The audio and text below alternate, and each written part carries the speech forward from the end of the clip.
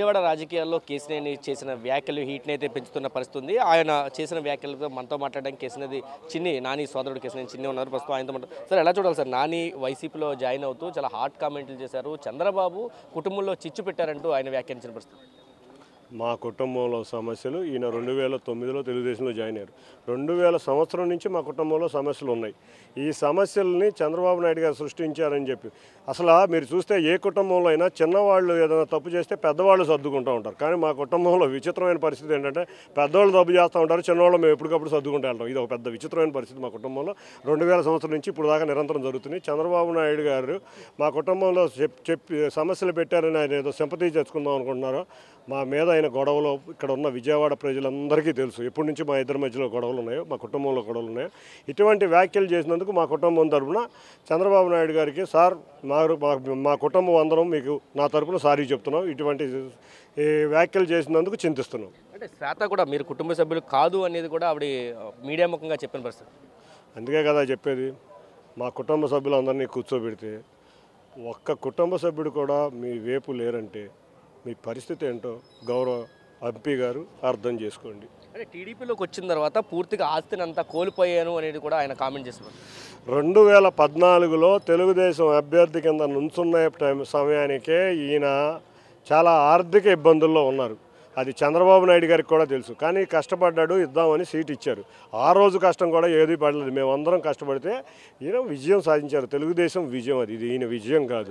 మేమందరం కలిసికట్టుగా కష్టపడి ఆయన విజయం సాధించాం.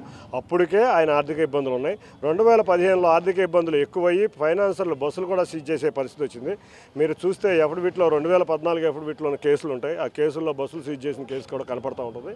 మీకు చూస్తే అప్పుడే అర్థమవుతుంది. నేనేదో 2000 కోట్లు చేసే సంస్థ ఏదన్నా నాకు విజయవాడలో ఇంతవరకు కనపడలే. మరి ఈ సంస్థ ఎట్లా వచ్చిందో 2000 కోట్లు చేసేది. ఆయన యొక్క అసెట్ వాల్యూ ఆ రోజు చూస్తే 100 కోట్లు లేవు. ఏదో చెప్పి ఏదో ప్రజలను మభ్య పెడదాం అనుకుంటే ప్రజలకి అన్నీ తెలుసు. విజయవాడ ప్రజలకి ఎవరికీ తెలియకుండా లేరు. కాబట్టి మీరు ప్రజాకోర్టులో మీరు జగన్మోహన్ రెడ్డి గారి దగ్గరికి వెళ్ళాలనుకుంటే వెళ్ళండి, ఎవ్వరూ తప్పుపట్టరు. మీరు రేవంత్ రెడ్డి గారినో లేకపోతే సీతక్కనో చూసి నేర్చుకోండి. వారు ఎంత బాధ్యతగా వ్యవహరించారో కాబట్టే ఉన్నత పదవులు అధిరోహించారు. మీరు ఇదే విధంగా వ్యవహరిస్తే మీరు జీవితంలో మళ్ళీ ఒకసారి ప్రజాప్రతినిధి అవ్వలేరని తెలుగుదేశం కార్యకర్తల తరపున హెచ్చరిస్తున్నాను. దాదాపు ఎన్టీఆర్ జిల్లాలో టీడీపీ 60% కోల్పోతుంది అని చెప్పి నాని వ్యాఖ్యలు చేసిన పరిస్థితి. మీరు ఇక్కడ సీనియర్ లీడర్గా ఎన్టీఆర్ జిల్లాలో ఉన్నారు. మీరే చూశారు కదా, నిన్న మొన్న ఒక్కళ్ళు లేడు. ఏంటి ఏదో వెళ్ళిపోతా, ఎవడో ఒకళ్ళిద్దరు అనామకుల్ని పక్కన పెట్టుకుని వాళ్ళు లీడర్ల కింద ఫీల్ అయ్యి వెళ్తారేమో. కానీ ఆ ఒకళ్ళిద్దరు తప్పితే పార్టీ కలిసికట్టుగా ఉంది. మీరు చూస్తున్నారు, నిన్న లోకేష్ గారిని కొంతమంది కలిశారు, అచ్చెన్నాయుడు గారిని కొంతమంది కలిశారు, మేము పార్టీ అని చెప్పారు. తిరువూరు సభ విజయవంతంలో కూడా పార్టీ శ్రేణులు ఎవరైతే ఆయనతో అంతకుముందు ఎంపీ కాబట్టి తిరిగారో వాళ్ళందరూ కలిసికట్టుగా పనిచేసి తిరువూరు సభను విజయవంతం చేశారు. కాబట్టి తెలుగుదేశం పార్టీ ఒక కుటుంబం. ఈ కుటుంబంలో ఏ సమస్యలు లేవు. ఉన్న ఒక సమస్య తీరిపోయింది. మేమంతా కలిసికట్టుగా ఇక్కడ అందరు అభ్యర్థుల్ని 7 అభ్యర్థుల్ని అత్యధిక మెజార్టీతో గెలిపించబోతున్నాం. అంటే నాని మీద ఇక్కడ వైసీపీ నుంచి నాని పోటీ చేయబోతున్నారు ఎంపీగా. టీడీపీ నుంచి మీ పోటీ కన్ఫామా?